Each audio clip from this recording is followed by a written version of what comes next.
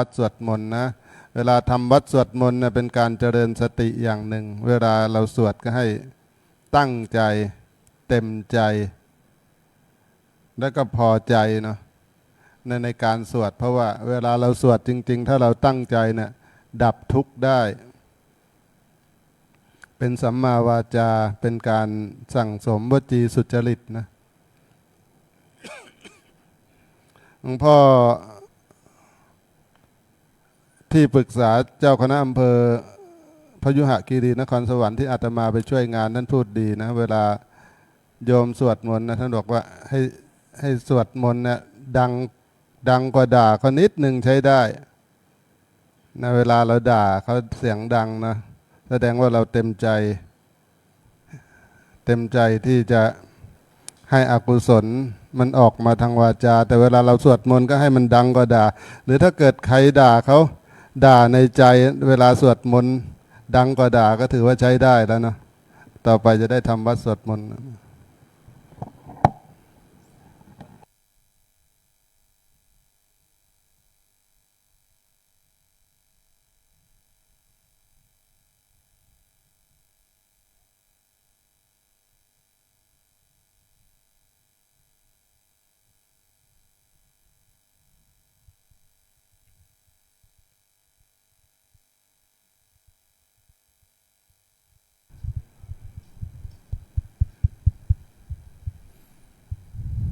ครับสมควรแก่เวลา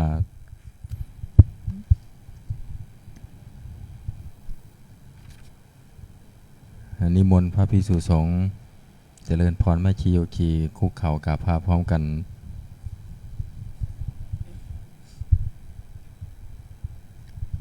อัญชลีวันทาอภิวาทอัญชลีวันทาอภิวาทอัญชลีวันทาอภิวาทอัญชลีวันทาอัญชลีขอโอกาสขออนุญาตครูบาอาจารย์พระมหาเถระพระเถรานุเถระพระมัชฌิมาพระนวากะแม่ชีโยคีในการเป็นต้นเสียงธรรมวัดเย็นในวันนี้เปิดหนังสือสวดมนต์แปลเล่มใหญ่ไปที่หน้าหนึ่ง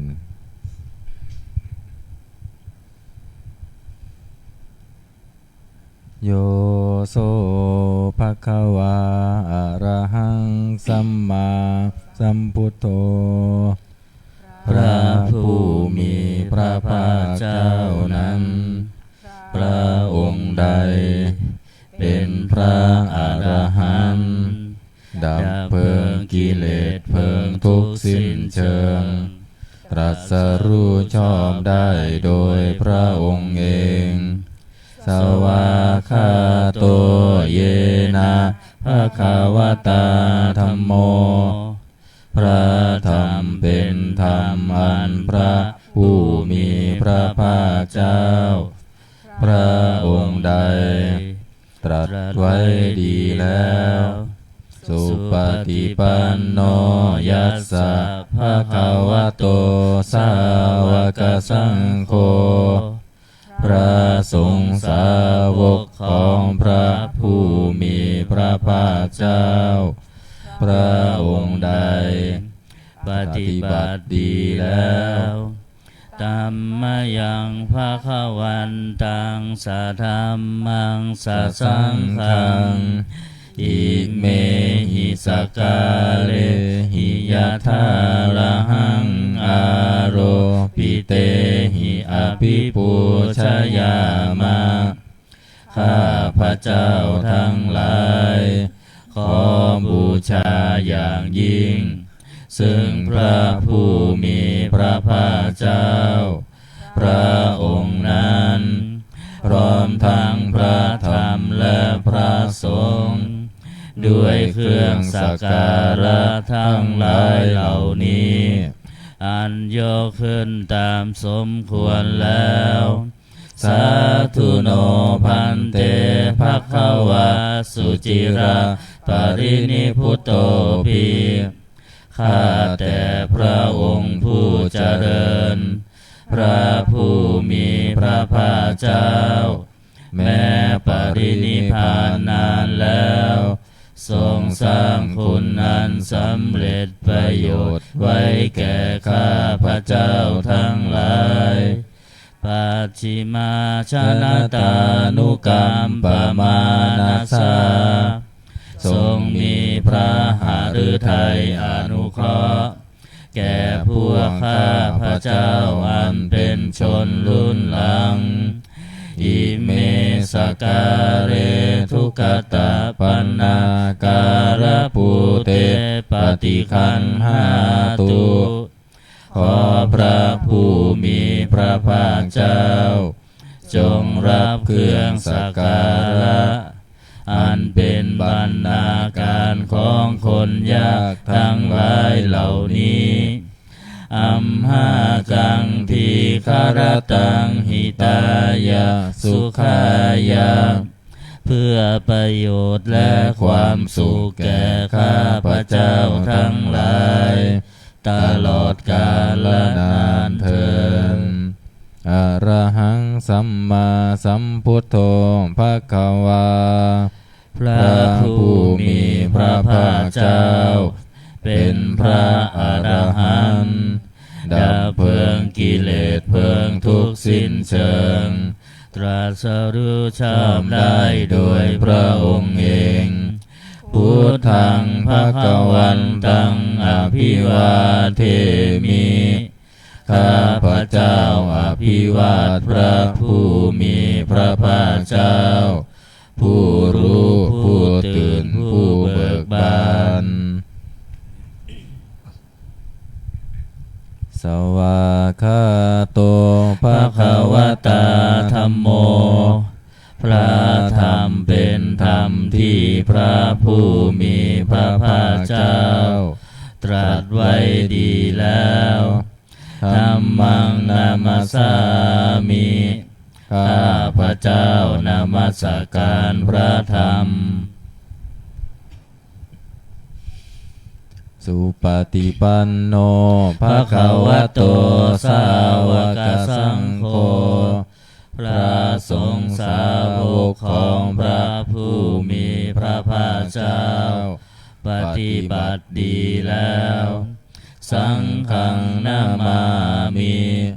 ข้าพระเจ้านอบน้อมพระสงฆ์หันธรรมยังพุทธสสะภะคะวะโตบุพพาคณามการังกโรมาเสนะโมตัสสะภะคะวะโตขอนอบน้อมแด่พระผู้มีพระภาคเจ้าพระองค์นั้นอะระหะโตซึ่งเป็นผู้ไกลจากกิเลสสัมมาสัมพุทธัสสะตรัสรู้ชอบได้โดยพระองค์เองนะโมตัสสะภะคะวะโตขอนอบน้อมแด่พระผู้มีพระภาคเจ้าพระองค์นั้นอะระหะโตซึ่งเป็นผู้ไกลจากกิเลสสัมมาสัมพุทธัสสะตรัสรู้ชอบได้ด้วยพระองค์เองเปิดหนังสือไปที่หน้า19ธรรมวัดเย็น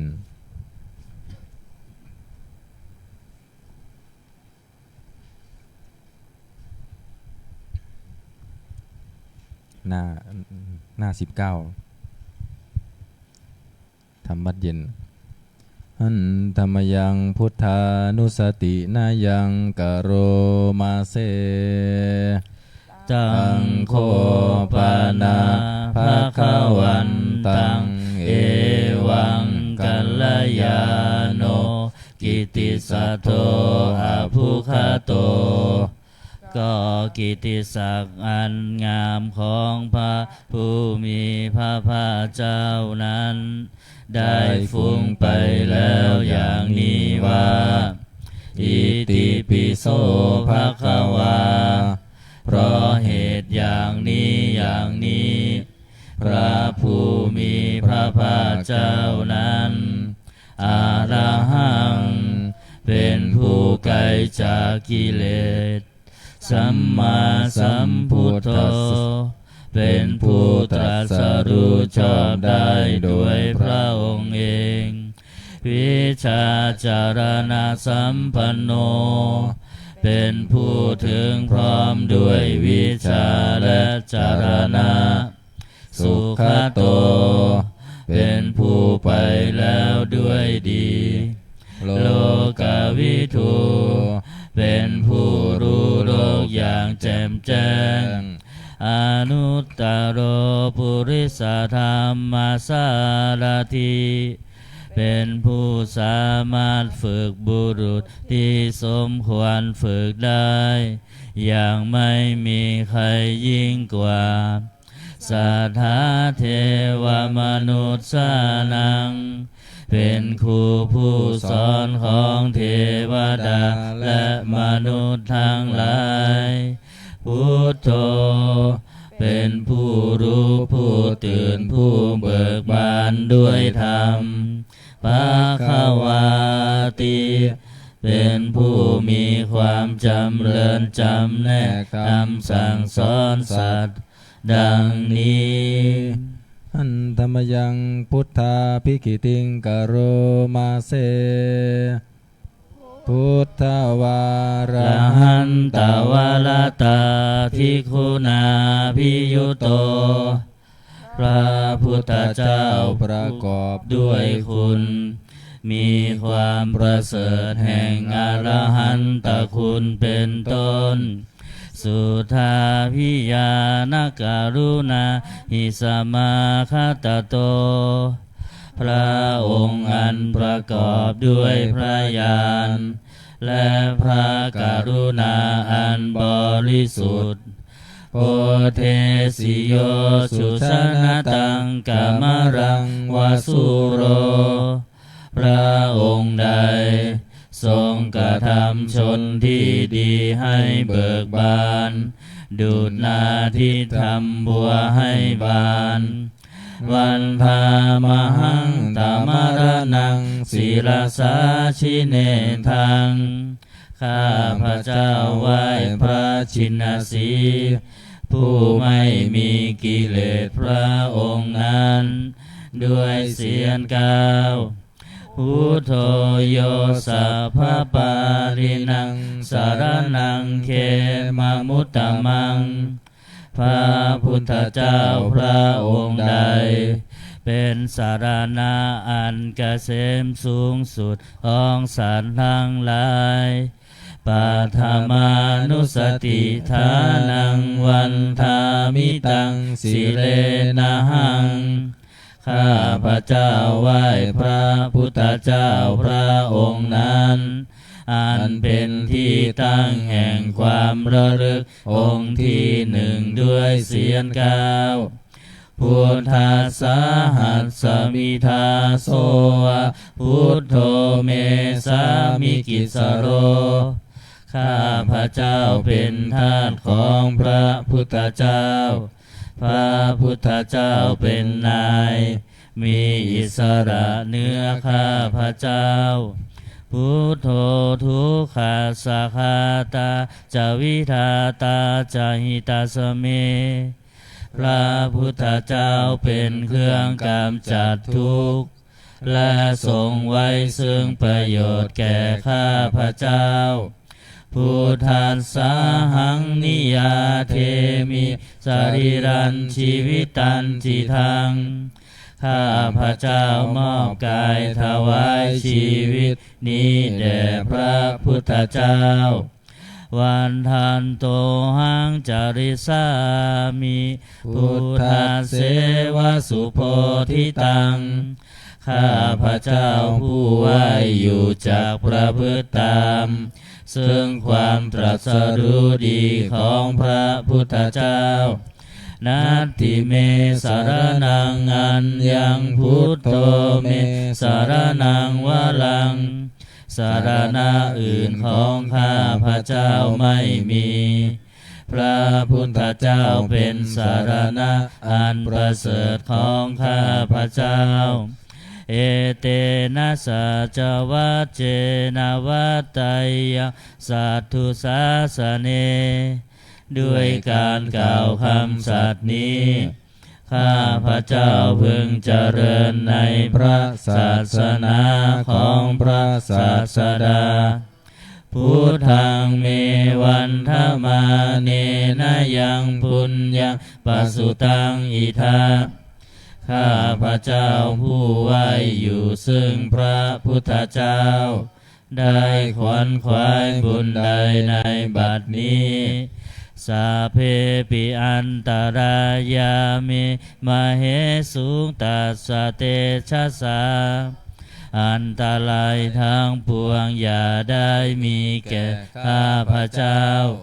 ด้วยเดชแห่งบุญนั้นกายเยนะวาจายาวเจตสาวาด้วยกายก็ดีด้วยวาจาก็ดีด้วยใจก็ดีพุทเทกุกัมมังภคตังมายายังกรรมหน้าที่เตือนอันใดที่ข้าพระเจ้ากระทำแล้วในพระพุทธเจ้าพุทโธปฏิคันหาตัวชยันตังขอพระพุทธเจ้าจงงดซึ่งโทษล่วงเกินอันนั้น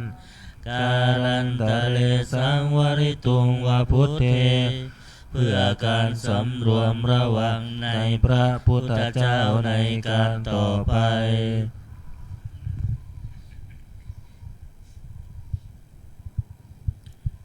หันธรรมยังธรรมานุสตินายังกโรมาเสสวากขาโตภควตาธัมโมพระธรรมเป็นสิ่งที่พระผู้มีพระภาคเจ้าตรัสไว้ดีแล้วสันทิฏฐิโกเป็นสิ่งที่ผู้ศึกษาและปฏิบัติพึงเห็นได้ด้วยตนเองอาการิโกเป็นสิ่งที่ปฏิบัติได้และให้ผลได้ไม่จำกัดการเอหิปัสสิโก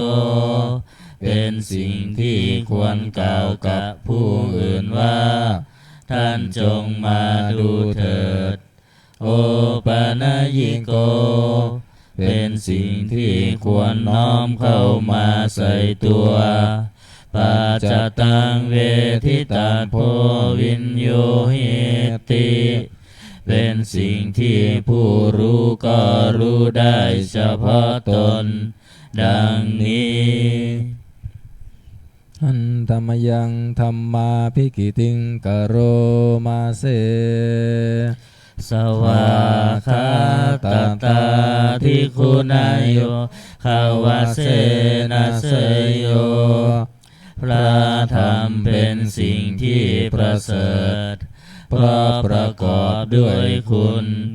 คือความที่พระผู้มีพระภาคเจ้าตรัสไว้ดีแล้วเป็นต้นโยมัคคปากปริยัตติวิโมคขเพโทเป็นธรรมอันจำแนกเป็นมรรคผลปริยัติและนิพพานธัมโมกุโลกปัตตนาตถาธาริธารีเป็นธรรมทรงไว้ซึ่งผู้ทรงธรรมจากการตกไปสู่โลกที่ชั่ววันธามหังตมหารังวรธรรมเมตังข้าพระเจ้าไหว้พระธรรมอันประเสริฐนั้นอันเป็นเครื่องขจัดเสียซึ่งความมืดธัมโมโยสัพพปานินังสารนังเขมมุตตมังพระธรรมใด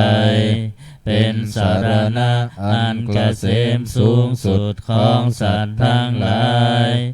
ทุติยานุสติฐานังวันธามิตังสิเลนะหังข้าพระเจ้าไหว้พระธรรมนั้นอันเป็นที่ตั้งแห่งความระลึกองค์ที่สองด้วยเสียงก้าว ธัมมัสสาหัสสมิทาโสธัมโมเมสามิกิสโรข้าพระเจ้าเป็นทาสของพระธรรมพระธรรมเป็นนายมีอิสระเหนือข้าพระเจ้าธัมโมคุขาสาคาตาจาวิทาตาจาหิตัสเมพระธรรมเป็นเครื่องกำจัดทุกข์และทรงไว้ซึ่งประโยชน์แก่ข้าพระเจ้าธัมมัสสาหังนิยาเทมิสรีรันชีวิตันจิทังข้าพระเจ้ามอบกายถวายชีวิตนี้แด่พระธรรมวันทันโตหังจริสามิธัมมาเสวสุธรรมตังข้าพระเจ้าผู้ไว้อยู่จากประพฤติตามซึ่งความเป็นธรรมดีของพระธรรมนาทิเมสารนังอัญญังธัมโมเมสารนังวะลังสารณะอื่นของข้าพระเจ้าไม่มีพระธรรมเป็นสารณะอันประเสริฐของข้าพระเจ้าเอเตนะสัจวัชเชนะวัตตยังสัทธุสาสเนด้วยการกล่าวคำสัตย์นี้ข้าพระเจ้าพึงเจริญในพระศาสนาของพระศาสดาธัมมังเมวันธมาเนนะยังปุญญังปัสสุตังอิทาข้าพระเจ้าผู้ไว้อยู่ซึ่งพระธรรมได้ขวนขวายบุญใดในบัดนี้สัพเพปิอันตรายามิมเหสุงตัสสะเตชะสาอันตรายทั้งปวงอย่าได้มีแก่ข้าพระเจ้าด้วยเดชแห่งบุญนั้นกายเยนะวาจายวเจตัสสาวาด้วยกายก็ดีด้วยวาจาก็ดีด้วยใจก็ดีธัมเมกุกัมมังปะกตังมยายังกรรมหน้าติเตียนอันใดที่ข้าพระเจ้ากระทำแล้วในพระธรรมธัมโมปฏิคันหตุอัจฉยันตังขอพระธรรมจงงดซึ่งโทษล่วงเกินอันนั้นการันตะเรสังวริตุงวธรรมเมเพื่อการสำรวมระวังในพระธรรมในการต่อไป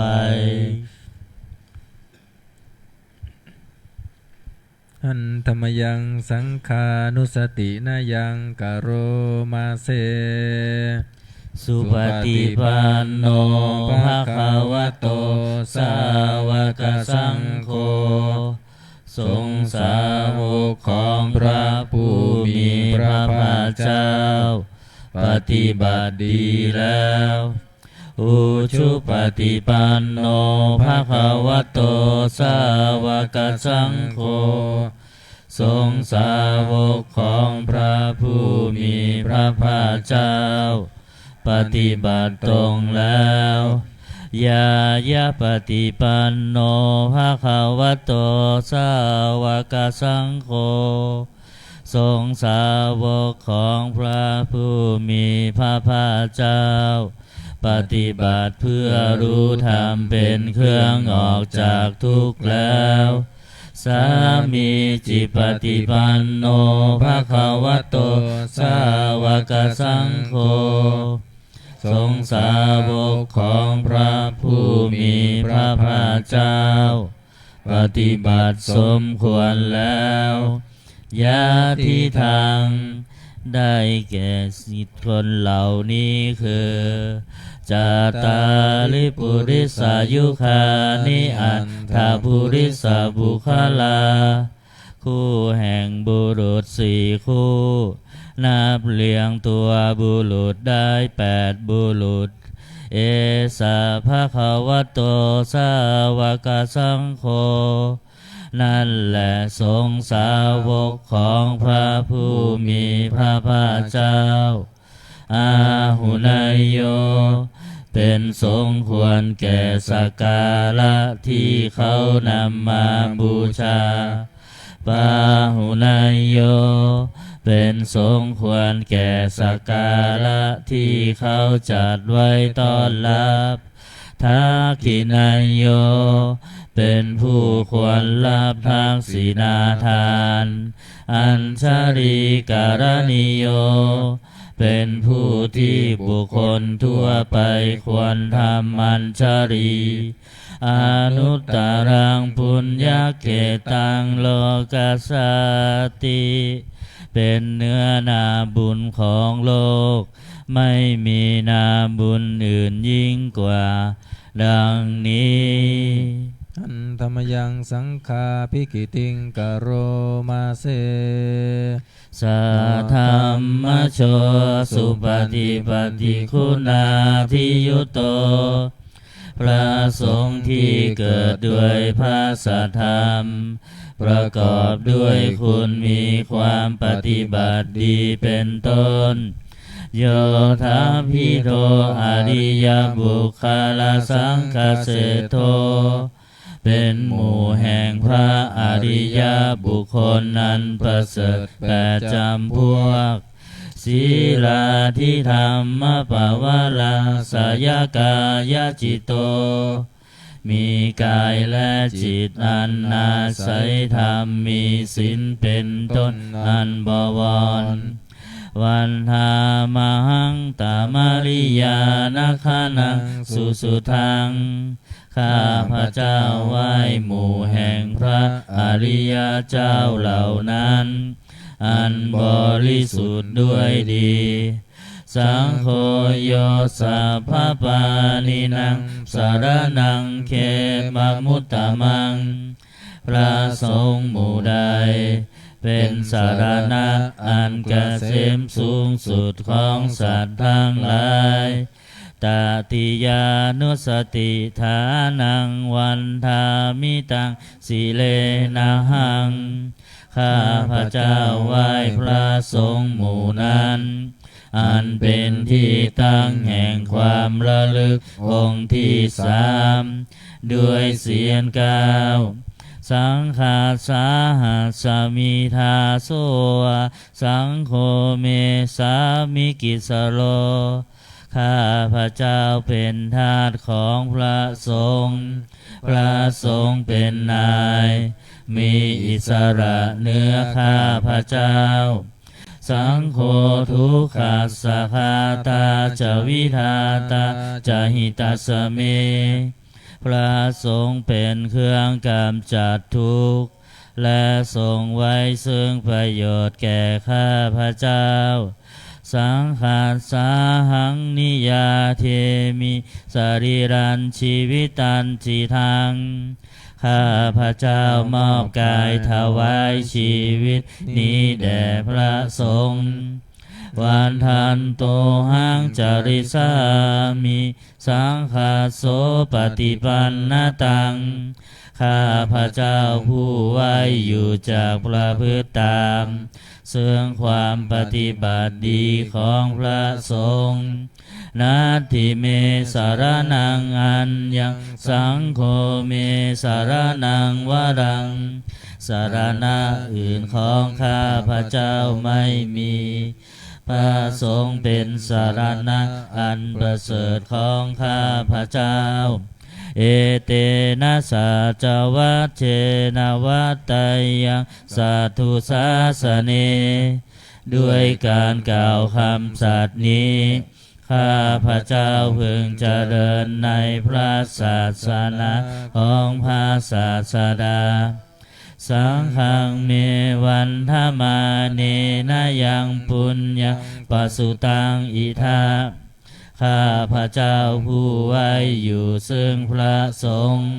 ได้ขวนขวายบุญใดในบัดนี้สาเพปิอันตรายาเมมเหสุตัสสะเตชะสา อันตรายทั้งปวงอย่าได้มีแก่ข้าพเจ้าด้วยเดชแห่งบุญนั้นกายเยนวาจายวเจตสาวาด้วยกายก็ดีด้วยวาจาก็ดีด้วยใจก็ดี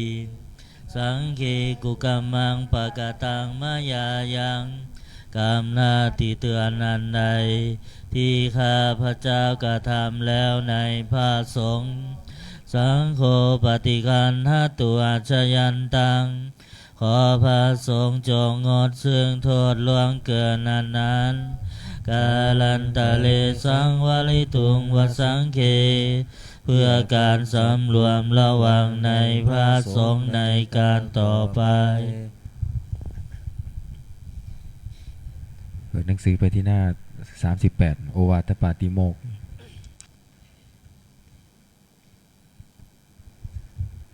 หันธรรมยังโอวาทปาติโมกขคาทาโยพนามาเสสัพพะปาปัสสะอาการนังการไม่ทำบาปทั้งปวงกุศลสุปสัมปทาการทำกุศลให้ถึงพร้อมสัจจิตตปริโยทปนังการชำระจิตของตนให้ขาวรอบเอ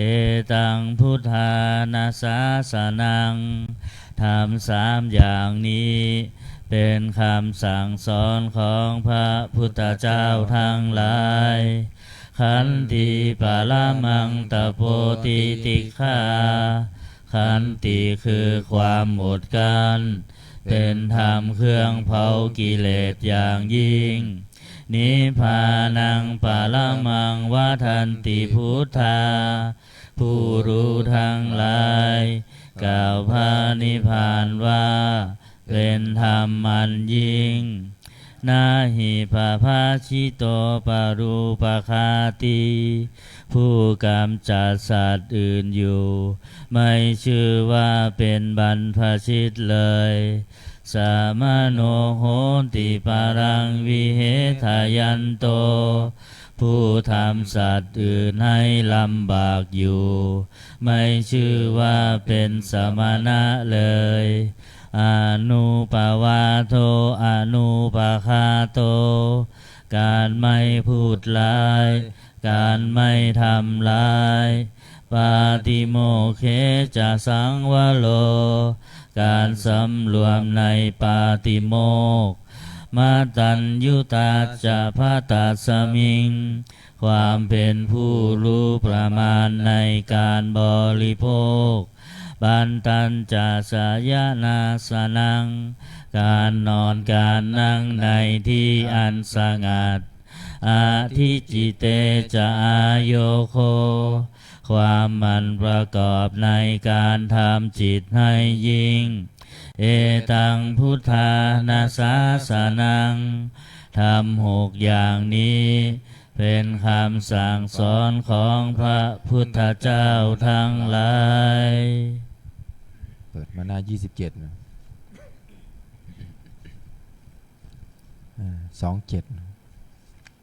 อันตมยังอติตาปัจจเวคณาปะทังพนามาเสอัจฉมยาอัปปะจเวคิตวายังจีวลังปริภุตังจีวรใดอันเรานุ่งห่มแล้วไม่ทันพิจารณาในวันนี้ตังยาวะเทวาสีตัสสะปฏิฆาตายะจีวรนั้นเรานุ่งห่มแล้วเพียงเพื่อบำบัดความหนาวอุณหสะปฏิฆาตายะเพื่อบำบัดความร้อน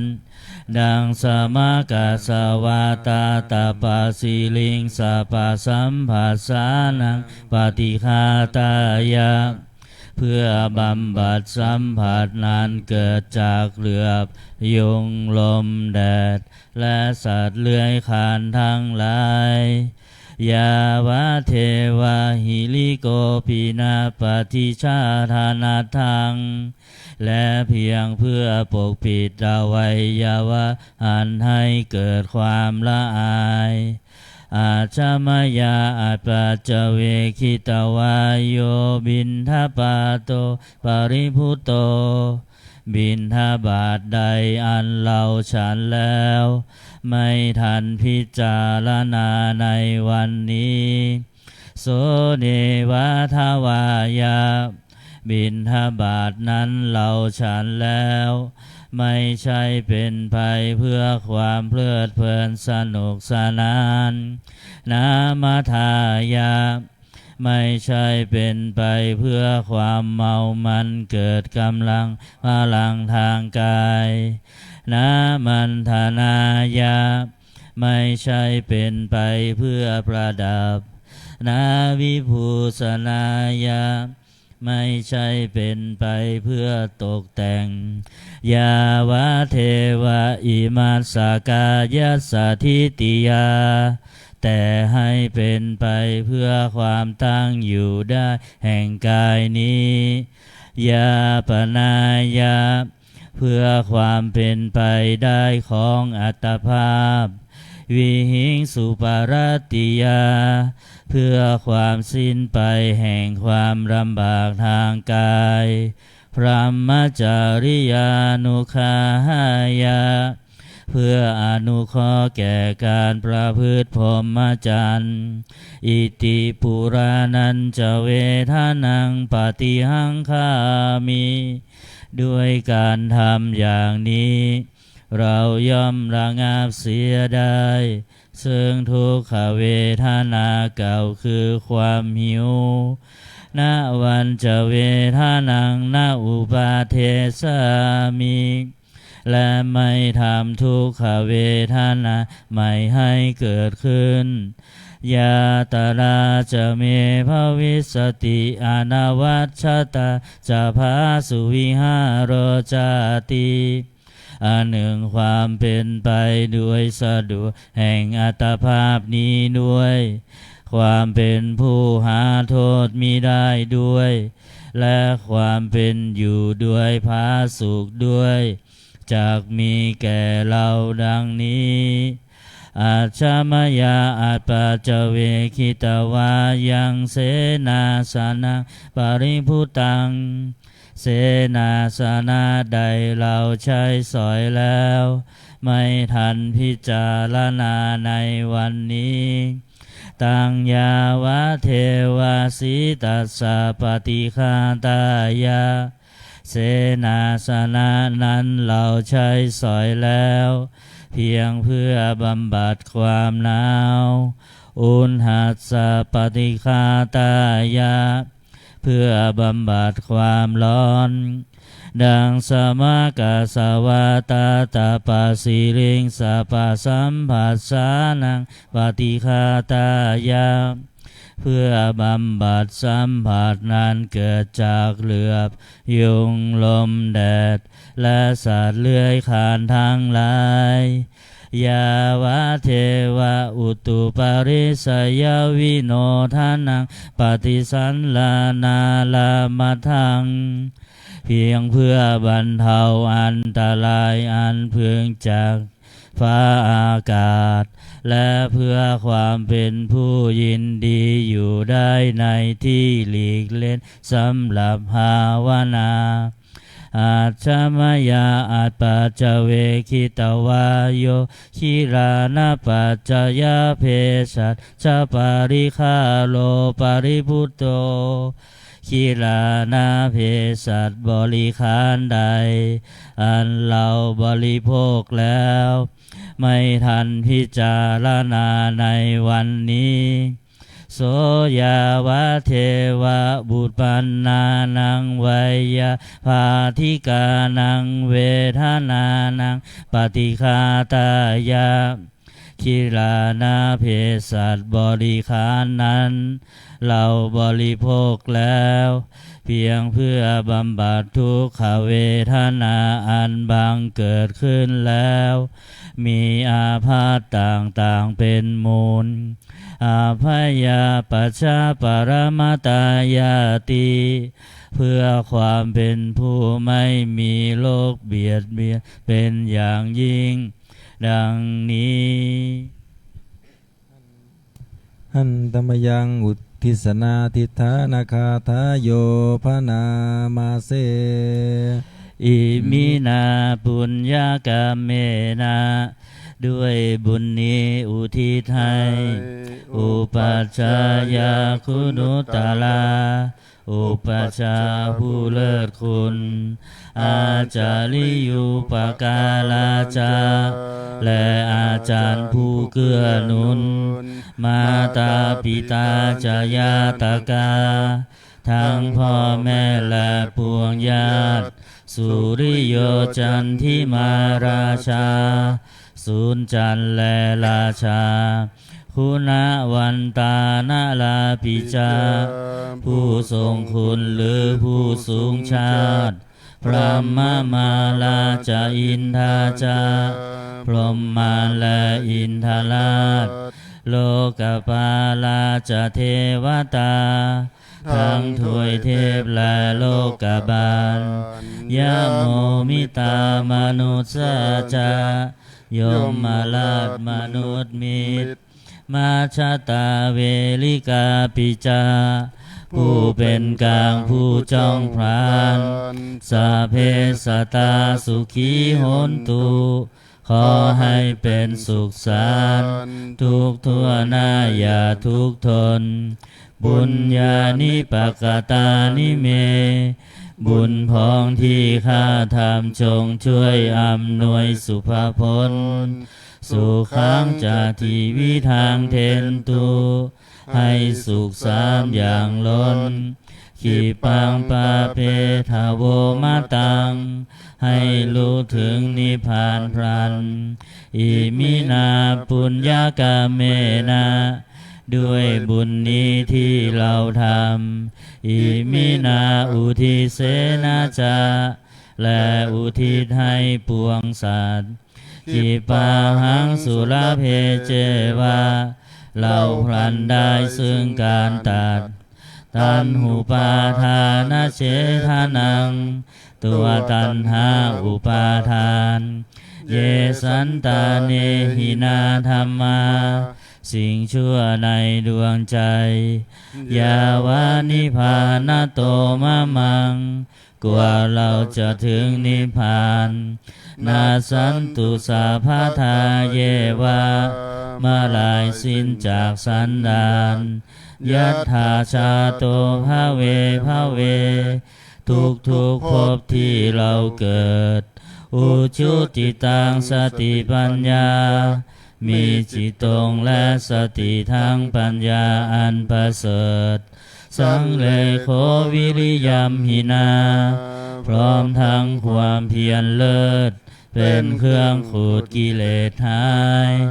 มาลาลพันตุโนกาสังโอกาสอย่าพึงมีแก่หมู่มารสิ้นทั้งหลายกาตุนจาวิริเยสุเมเป็นช่องปทุสลายทำลายล้างความเพียรจมพุทธาธิปาวโลนาโทพระพุทธผู้บวรนาถธัมโมนาโทวรุตตโมพระธรรมที่พึงอุดมนาโทปเจกพุทโธจาพระปัจเจกพุทธสงฆ์สังโฆนาโทตโลมะมังโทภาสงฆ์ที่พึงพยองเตโสตมานุภาเวนะ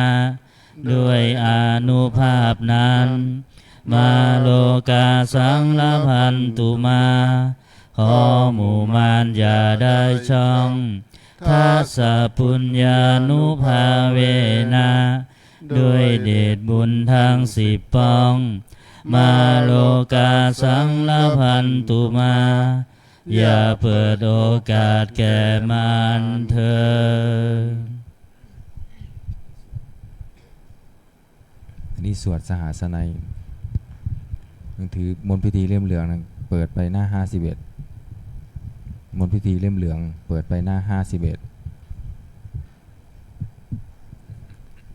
51นะโมตัสสะภะคะวะโตอะระหะโตสัมมาสัมพุทธัสสะนะโมตัสสะภะคะวะโตอะระหะโตสัมมาสัมพุทธัสสะนะโมตัสสะภะคะวะโตอะระหะโตสัมมาสัมพุทธัสสะพุทธังสรณังคัจฉามิธัมมังสรณังคัจฉามิสังฆังสรณังคัจฉามิทุติยมปิพุทธังสรณังคัจฉามิทุติยมปิธัมมังสรณังคัคัจจฉามิทุ ทุ ติ ติ ย ย ม ม ปิ ปิสังฆังสารนังคัจฉามิตติยมปิพุทธังสารนังคัจฉา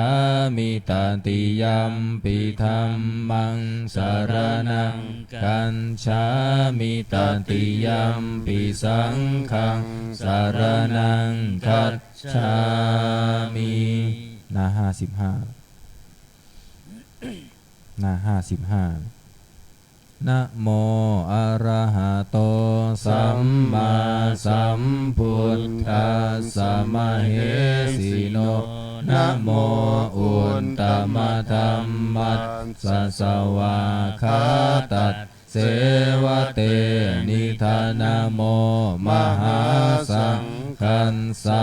ปิวิสุทธาสีลทิฏฐิโนนะโมโอมาตยารัตถัสสะรัตนัตตยัสสะสาธุกังนะโมโอ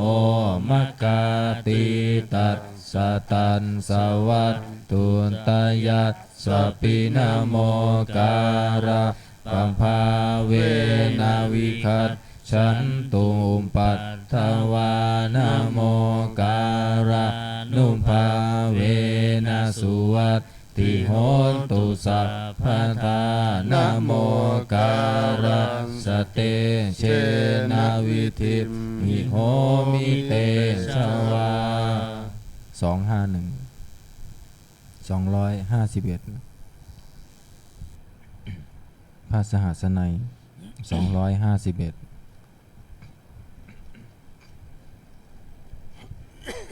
กุศลธรรมาอกุศลธรรมาอัพยากตาธรรมากัตตเมธรรมากุศลยัสสมิงสมาเยโลกุตรังชานังภาเวตินิยานิกังอัปปัจจยคามิทิฏฐิคตานังปหานายาปันธมายาปุมิยาปฏิยาวิวิเจวกาเมหิปัฏฐมังชานะอุปสัมปัชชวิหารติทุกขาปฏิปทังทันทาพิญญาทุกขาปฏิปทังคิปาพิญญาสุขาปฏิปทังทันทาพิญญาสุขาปฏิปทังคิปาพิญญังตัสมิงสมะเยผัสโสโหติอวิ เคโปโหติอิเมธัมมากุศลกัตตะเมธัมมากุศลายัสสมิงสมัยเยโลกุต ตรังชานังภาเวตินิยานิกังอัปปัจจยคามิงทิฏฐิคตานังปหานายปัตถมายาภูมิยาปฏิยาวิตักขวิจารานังอุปัสสมาทุติยังชานัง ตติยังชา ชา นั นั ง งจะตุทังชานัง ปัตตมังชา ชา นั นั ง ง ปั ปั จ ญ จ จ มั มั ง ง ชา ชา นั นั ง ง อุ อุ ป ป สั สั ม ม ปั ปั ช ช ชวิหารติทุกขา ป ปฏิ ฏิ ป ปา ทังทันทาพิญญังทุกขาปฏิปทังคิปาพิญญังสุขาปฏิปทังทันทาพิญญังสุขาปฏิปทังคิปาพิญญังตัสสมิงสมัยเยภัสโสโหติอวิเคโปโหติอิเมธัมมากุศลกัตตะเมธัมมากุศลยัสสมิงสมัยเยโลกุตรังชานังภาเวตินิยานิกังอัปปัจจยคามิทิฏฐิคตานังปหานายปัตถมายาภูมิยาปฏิยาวิวิเจวกาเมหิปัตถมังชานังอุปสัมปัชชวิหารติทุกขาปฏิปทังทันทาพิญญังสุญญตังสุขาปฏิปทังคิปาพิญญังสุญญตังสุขาปฏิปทังทันทาพิญญังสุญญตังสุขาปฏิปทังคิปาพิญญังสุญญตังตัสสมิงสมัยเยภัสโสโหติอวิเคโปโหติอิเมธัมมากุศลกะตะเม ธัมมากุศลยัสสมิงสมัยเยโลกุตรังชานังภาเว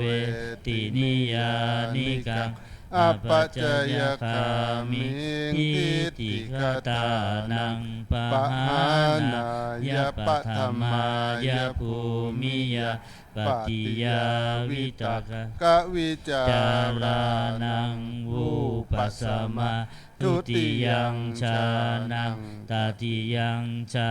นังจตุทังชานังปัฏฐมังชานังปัญจมังชานังอุปสัมปัชชวิหารติทุกขาปฏิปทังทันทาพิญญังสุญญตังสุขาปฏิปทังคิปาพิญญังสุญญตังสุขาปฏิปทังทันทาพิญญังสุญญตังสุขาปฏิปทังคิปาพิญญังสุ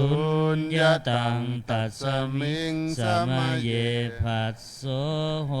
ติอวิเคโปโหติอิเมธัมมากุศล กะตะเมธัมมา กุศลยัสสมิงสมัยเยโลกุตรังชานังภาเว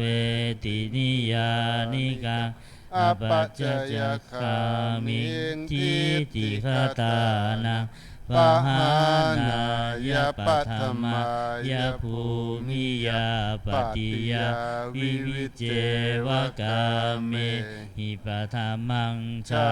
นังอุปสัมปัชชวิหารติทุกขา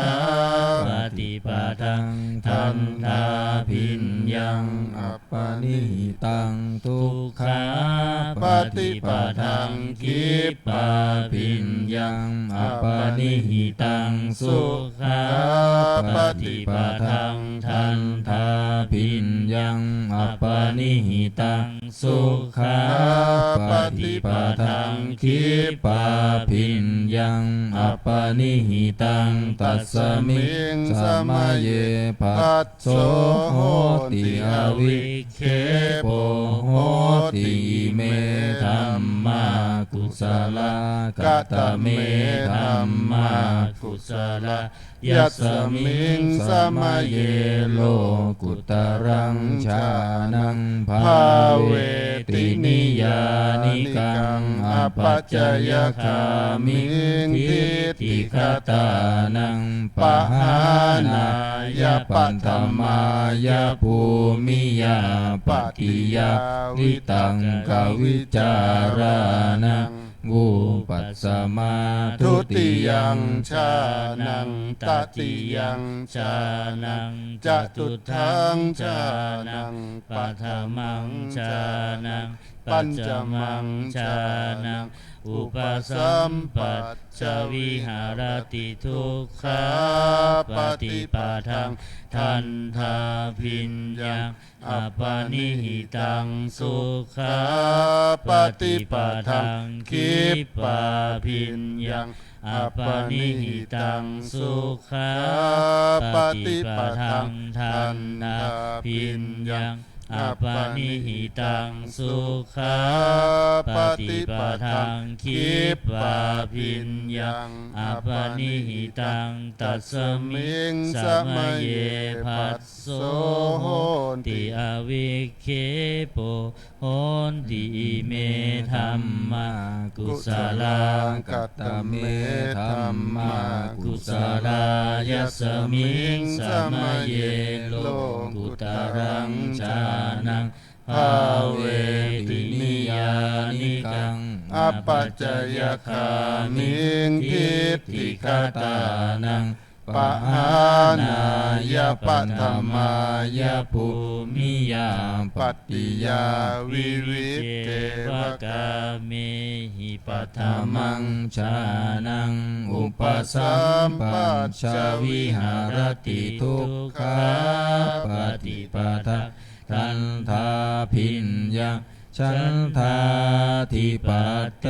ยะวิริยาธิปัตเตยะจิตตาธิปัตเตยะวิมังสาธิปัตเตยะทุกขาปฏิปทังคิปาพิญญาฉันทาธิปัตเตยะวิริยาธิปัตเตยะจิตตาธิปัตเตยะวิมังสาธิปัตเตยะสุขาปฏิปทังทันทาพิญญาฉันทาธิปัตเต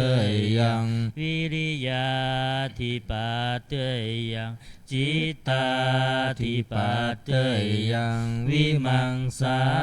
ธิปัตเตยังสุขาปฏิปทังคิปาพิญญาฉันทาธิปัตเตยังวิริยาธิปัตเตยังจิตตาธิปัตเตยังวิมังสาธิปัตเตยังตัสสมิงสมัยเยปัสโสโหติอวิเคโปโหติเมธัมมากุศลกัตตเมธัมมากุศลายัสสมิงสมัยเยโลกุตรังชานังภาเวตินิยานิกังอปัจจจคามิงทิฏฐิคตานังปหา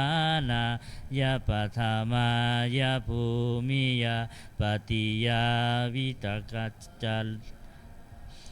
บุ ปสัมมาทุติยังฌานังตติยังฌา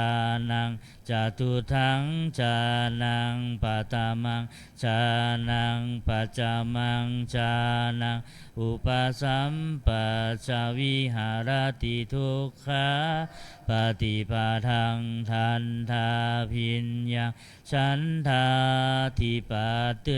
ยังวิริยาธิปัตเตยังจิตตาธิปัตเตยังวิมังสาธิปัตเตยังทุกขาปฏิปทังขีปาพิญญังฉันทาธิปัตเตยังวิริยาธิปัตเตยังจิตตาธิปัตเตยังวิมังสาธิปัตเตยังสุขาปฏิปทังทันทาพิญญังฉันทาธิปัตเตยังวิริยาธิปัตเตยังตาธิปัตเตยังวิมังสาธิปัตเตยังสุขาปฏิปทังขีปาพิญญังฉันทาธิปัตเตยังวิริยาธิปัตเตยังตาธิปัตเตยังวิมังสาธิปัตเตยังอาทุขมสุขาปฏิปทังทันทาพิญญังฉันทาธิปัตเตยังวิริยาธิปัตเตยังจิตตาธิปัตเตยังวิมังสาธิปัตเตยังอาทุขมสุขาปฏิปทังขีปาพิญญังฉันทาธิปัตเตยังวิริยาธิปัตเตยังจิตตาธิปัตเตยังวิมังสาธิปัตเตยังตัสมิงสมัยปัสโสโหติอวิเคปโหติเมธัมมากุสลาหน้า84มงคลจักรวาลใหญ่หน้า84มงคลจักรวาลใหญ่84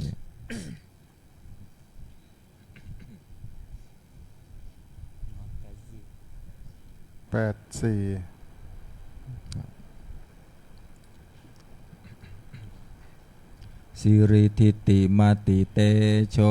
ชัยสิทธิมหิทธิมหาคุณาปริมิตปุญญาธิการัสสะสัพพันตรายานิวารณสมัตถสัทธภควโตอะระหะโตสัมมาสัมพุทธัสสะทวันติงสมหาปุริสลักขานานุภาเวนะอสิตายานุภายัญชานานุภาเวนะอัตถุตตรัสสะตมังคลานุภาเวนะฉัพพันนรังสิยานุภาเวนะเกตุมาลานุภาเวนะทัสสะปารมิตานุภาเวนะทัสสะอุปปารมิตานุภาเว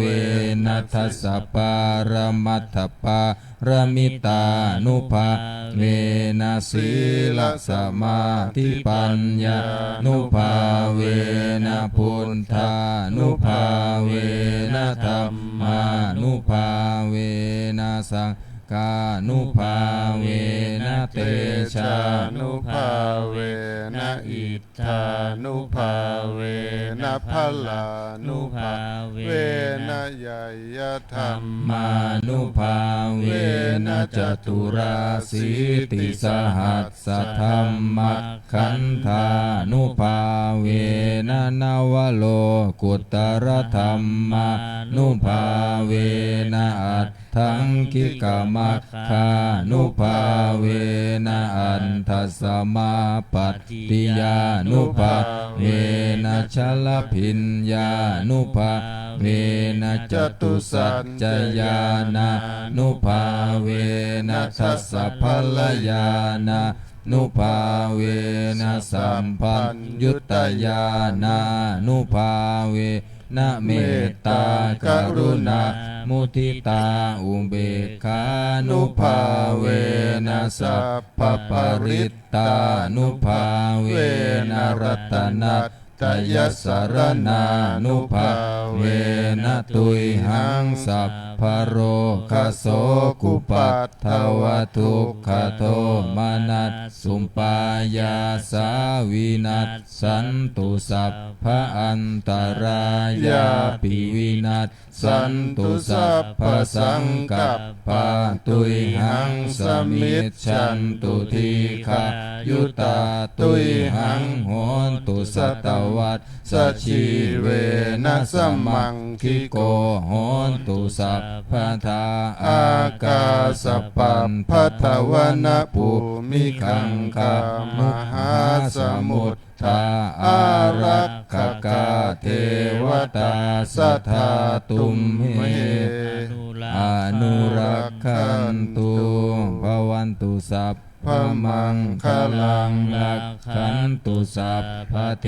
วตาสัพพพุทธานุภาเวนัสสทาโสธีภวันตุเตภวันตุสัพพมังคลังรักขันตุสัพพเทวตาสัพพธรรมานุภาเวนัสสทาโสธีภวันตุเตภวันตุสัพพมังคลังรักขันตุสัพพเทวตาสัพพสังฆานุภาเวนัสสทาโสธีภาวันตุเตนะขัตตยักขภูตานังปาปะกานิวารณาปริตัสสานุภาเวนะหันตวาเตสังอุปัฏฐเวนะขัตตยักขภูตานังปาปะกานิวารณาปริตัสสานุภาเวนะหันตวาเตสังอุปัฏฐเวนะขันตยักขภูตานังปาปะกานิวารณาปริตัสสานุภาเวนะหันตวาเตสังอุปัฏฐเวโยมเปิดไปหน้า127วิปัสสนาภูมิเนาะที่เกิดของวิปัสสนาเนี่ยเกิดได้6ทางก็มีขันธ์5อายตนะ12ธาตุ18อินทรีย์22อริยสัจ4แล้วก็ปฏิจจสมุปบาทนะคือสถานที่ที่ว่าวิปัสสนานะจะไปเกิดได้127นะปัญจขันธารูปักขันโทเวทนาขันโทสัญญาขันโทสังขารักขันโทวิญญาณขันโททัสสายตนานิจักขวายตนังรูปายตนังโสตายตนังสัทธายตนังคานายตนังคันธายตนังชิวหายตนังรสายตนังกายายตนังโพธพายตนังมนายตนังธรรมยตนังอัตถารสัทธาตุโยจักขุธาตุรูปธาตุจักขุวิญญาณธาตุโสตธา ตุสัทธทาตุโสตวิญญานาธาตุคานาธาตุขันธธาตุคานวิญญานาธาตุชิวหาธาตุรสธาตุชิวหาวิญญาณธาตุกายธาตุโพธาพธาตุกายวิญญานาธาตุมโนธาตุธรรมมัฏฐาตุมโนวิญญาณธาตุภาวิสตินทริยานิจักคุณทริยัง โสติน ทริยังคานินทริยังจิวหินทริยังกายินทริยังมณินทริยังอิทธินทริยังปุริสินทริยังชีวิตินทริยังทุกขินทริยัง ทุกขินทาริยังโสมานัสสิ สินทริยังโทมานัสสินทริยังอุเบกขินทริยังสัตทินทริยังวิริยิน ทาริยัง สตินทริยังสัมมาทินทริยังปัญญินทริยังอนัญญตัญญัสสามิตินทริยังอัญญินทริยังอัญญาตาวินทริยังจัตตาริอริยสัจจานิทุกขังอริยสัจจังทุกขสมุทัยโยอริยสัจจัง ทุกขานิโรธโธอริยสัจจังทุกขานิโรธคามินีปฏิปทาอริยสัจจังอวิชชาปัจจยาสังขาราสังขาราปัจจยาวิญญาณังวิญญาณปัจจยานามรูปังนามรูปปัจจยาสลายตนังสลายตนะปัจจยาผัสโสผัสสะปัญจยาเวทนาเวทนาปัญจยาตัณหาตัณหาปัญจยาอุปาทานังอุปาทานปัญจยาภโวภวปัญจยาชาติชาติปัญจยาชารามรณังโสกปริเทวทุกขโทมานะสุปายาสาสัมภวันติเอวเมตัสสะเกวรัสสะทุกขักขันทัสสะสมุทัยโยโหติอวิชชายตเววะอเสสะวิราคนิโรธาสังขารนิโรธโทสังขารนิโรธาวิญญาณนิโรธโทวิญญาณนิโรธานามรูปานิโรธโทนามรวมปานิโรธานสัลลายตนะนิโรธโทสัลลายตนะนิโรธาภานสนิโรธโทภานสนิโรธาเวทนานิโรธโทเวทนานิโรธาตัณหานิโรธโทตัณหานิโรธาอุปาทานนิโรธโทอุปาทานนิโรธาภวนิโรธโทภวนิโรธาชาตินิโรธโทชาตินิโรธาชาลามรณังโสกปริเทวทุกขโทมานัสสุปายาสานิรุตชันติเอวเมตัสสะเกวลาสะทุกขขันทัสสะนิโรโทโหติ135นะ135บทนี้มันเป็นบทให้พรเวลาพระเขาสวดอภิธรรมหรือสวด นะบทที่เกี่ยวกับนะอภิธรรมอะทาสิเมอาการสิเม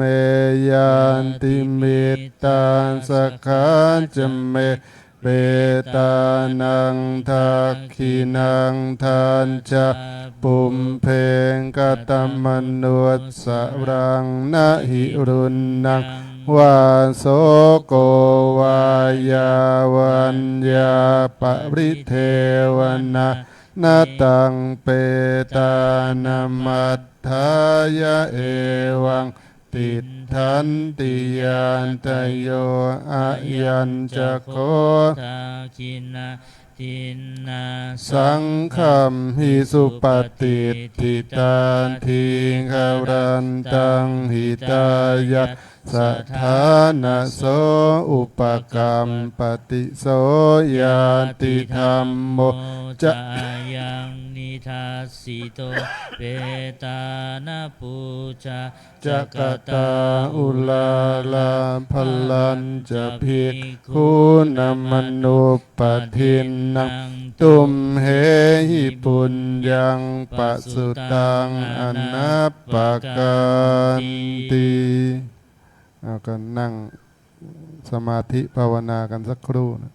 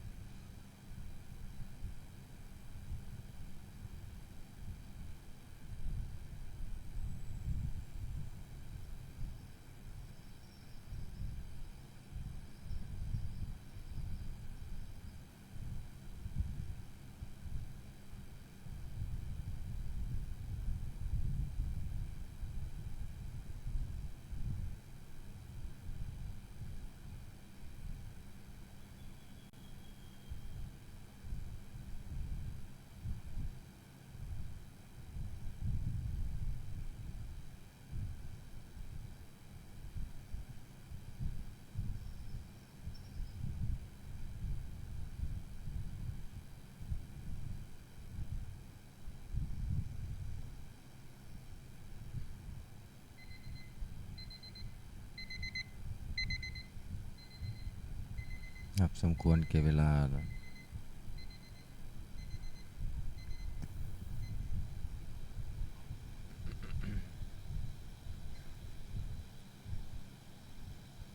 นิมนต์พระภิกษุสงฆ์เจริญพรแม่ชีโยคีเตรียมตัวกดน้ำแผ่เมตตาพร้อมกัน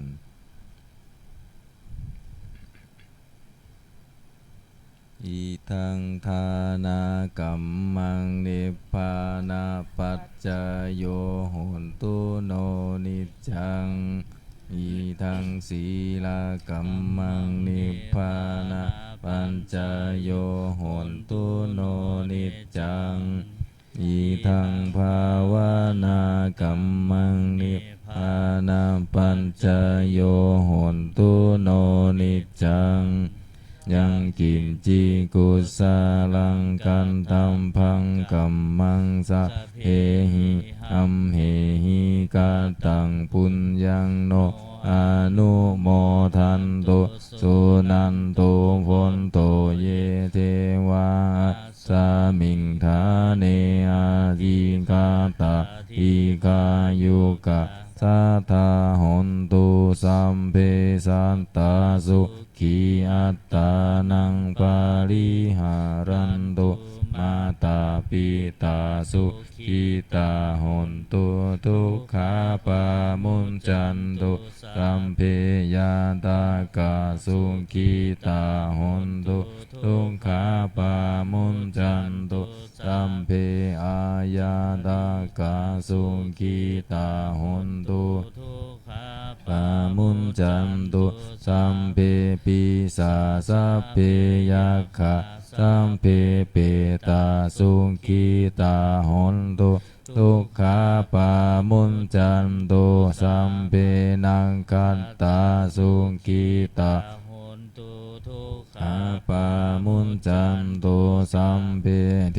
วาสุขีตาหนตุทุกขาปามุญจันตุสัมเพอาจาริโยปัจจายาสุขีตาหนตุนามุญจันตุสัมปะสัมปติโยสามิชันตุโวนักคุกเข่าวันทาหลวงพร้อมกัน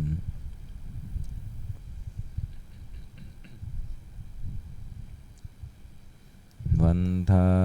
มิพุทธังสัพพะเมวะโทสังฆามะอาเม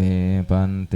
วันทามิธัมมังสัพพะเมวะโทสังฆามะอาเมปันเตวันทามิสังฆังสัพพะเมวะโตสังฆามะอาเมปันเตวันทามิการุงอุมปัญชายาจาริเยสัพพะเมวะสังฆามะอาเมปันเตวันทามิกัมมัฏฐานังสัมภะเมวะโตสังฆามะอาเม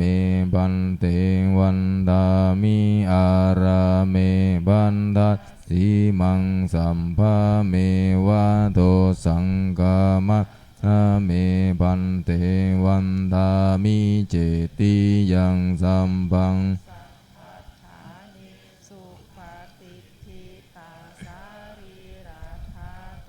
มหาโพ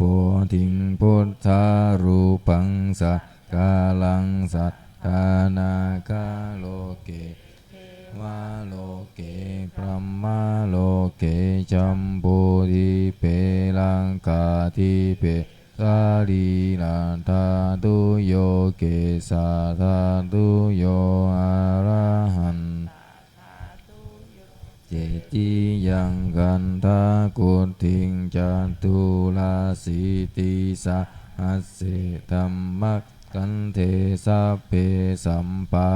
ทะเจติยังอาหังวันทามิสัมภะโสอัญชลีวันทาอภิวาทอัญชลีวันทาอภิวาทอัญชลีวันทาอภิวาทอัญชลีวันทาอัญชลีก้มหมอบวันทาน้อยส สาธุวันตามิปันเตสัพพังอปาลาทาอามัตตาเมปันเตมยาตาตัง ปุญญังสามินาอนุโมทิตาพังสามิ นาคาตังปุญญังไมหังทาตาพังสาธุสาธุอนุโมทามิกราบลาพระรัตนตรัยพร้อมกันอะระหังสัมมาสัมพุทโธภะคะวาพุทธังภะคะวันตังอภิวาเทมิสวากขาโตภะคะวะตาธัมโมธัมมังนามัสสามิสุปฏิปันโน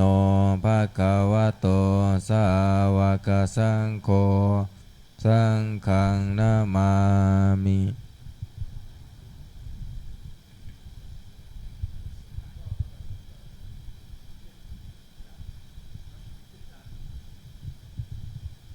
นิมนต์พระภิกษุสงฆ์กราบพระมหาเถระพระอาจารย์อัญชัยประภากโลพร้อมกันสามเณรแม่ชีโยกีกราบทีหลังอัญชลีวันทาอภิวาท